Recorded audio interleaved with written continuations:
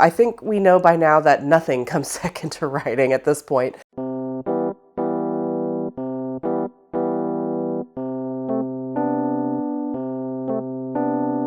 Hello everyone, and welcome back to my channel, Just Another Struggling Writer, the beleaguered author's one-stop shop for commiseration and hopefully inspiration.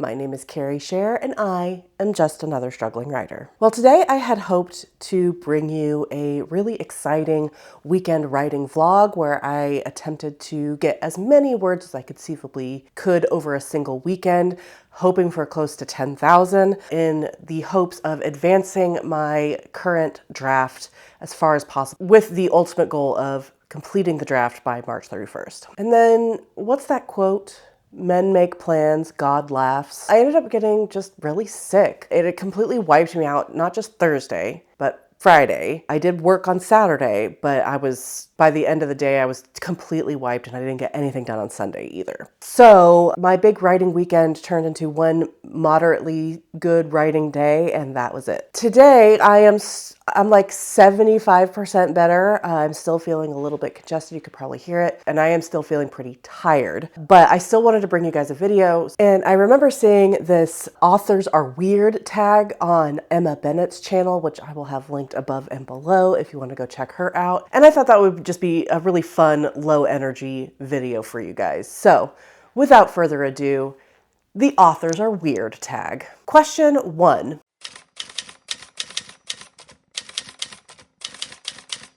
I don't have too many. I write fantasy, and so a lot of the weird shit I just make up on the fly. I'm not Googling them. But for my urban fantasy project that I'm currently working on, I did have to Google what the protocol is if you would get arrested late at night. Do you get your phone call right away for someone to come bail you out, or do you have to wait? It turns out that it's really just up to your charge and the cops that are arresting you, which meant that I could play it in my favor. In my story, she has to wait and spend the night in jail, so that ended up working out for me. Question 2.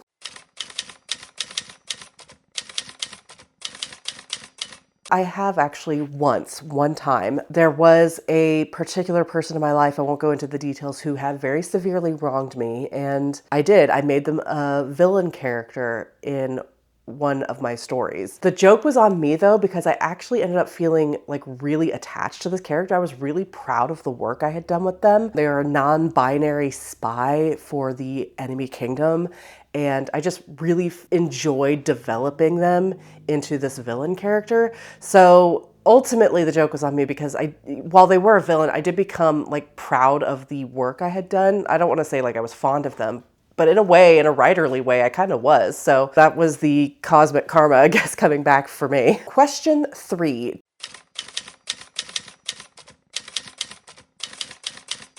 I don't think so. I think we know by now that nothing comes second to writing at this point. There have been times where I've sacrificed sleep.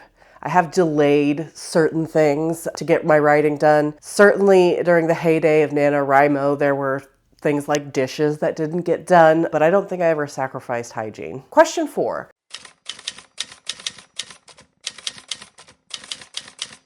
I think I probably have.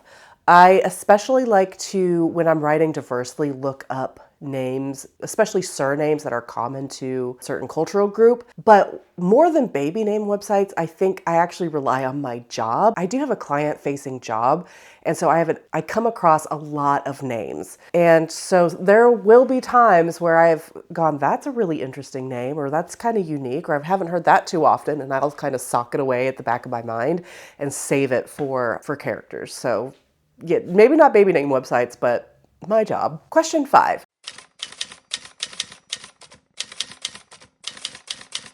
Not really. I only ever did that once. And in fact, I modeled the character after the actor, not the other way around. And that was John Boyega. And I remember posting, it was like on Facebook or on Twitter at the time, when I said that I was doing that with the sole purpose of, if the adaptation ever got made, I would get to meet John Boyega, because Have you seen John Boyega? Apart from that, no, I don't actually think of specific faces or people when I am writing, and I don't like go and try to match them. Maybe once I get like deeper into drafts. I've only ever done first drafts, so maybe once I like develop a project more, that'll come later. Question 6.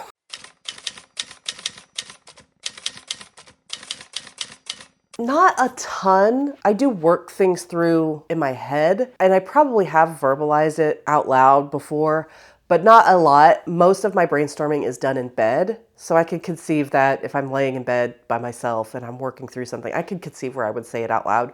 It's not on purpose though. I'm usually working through it in my head, and it's almost always when I'm in bed. Question 7.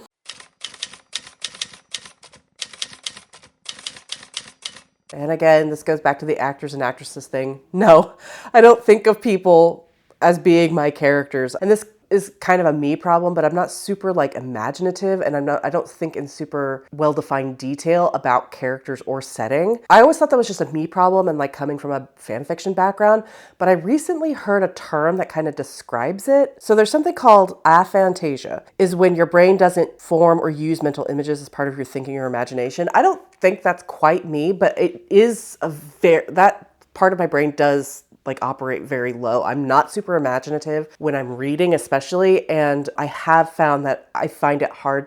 Like one of my weak areas in my writing is description.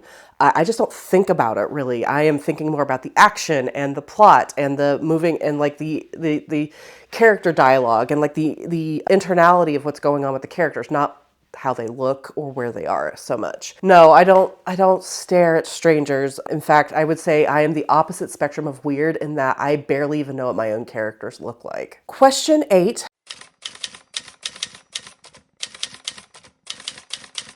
Facial expressions, no. But something I have had to do with this current project is doing the motions for the magic.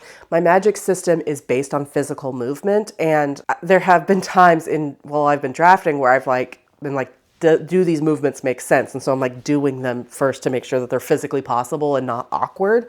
So not facial expressions, but with this magic, I am like making sure that my movements are correct. And I can kind of see that being something that I do even without this particular kind of magic, because you don't want to get stuck in a position where that it's not like physically possible to do something. Question 9.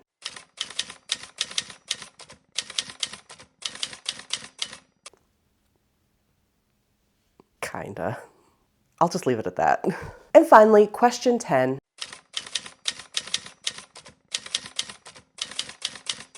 Not really. I find music to be really distracting when I'm writing. I try to do ambient noise or something really like repetitive, usually instrumental only. Definitely nothing with a human voice in it because of my audio processing issues. And I'm not a big like music girly to begin with. For this project, for Seekers of Empyrean, because it's urban fantasy and it's set in a contemporary setting, I have picked out a few songs that I do feel like match the vibe of the character or the plot. But I don't have was like, oh, I'll put together a playlist. Right now, I think it's only like 4 songs on there. I do have one song that I think that I've latched onto for this project. It is Jericho by Aniko. Love that song, definitely, and it just definitely embodies the vibe I'm going for with this project. So not a full soundtrack, but that one song has been kind of my anthem for writing this book. And that is it. That all 10 questions for the Authors Are Weird tag. I feel like I'm kind of middle of the road weird. There are some other things about me that you might classify as being weird for an author, like I don't drink coffee or tea. I don't listen to music. I don't have a Pinterest, and I don't know what my characters look like. But apart from that, I feel like I'm kind of middle of the road weirdness, but I'll leave that up to you guys to decide. And with that, thank you so much for watching. I so appreciate it. If you like my content and want to support the channel, please like and subscribe or consider leaving a comment down below. If you made it all the way to the end of this video, answer one of the questions from this tag in the comments for me. In my next video, I do hope to have a proper writing vlog for you. I am planning on getting back to writing. If not tonight, then definitely tomorrow once I am feeling 100% back. I hope you look forward to it, and I will see you then. Bye.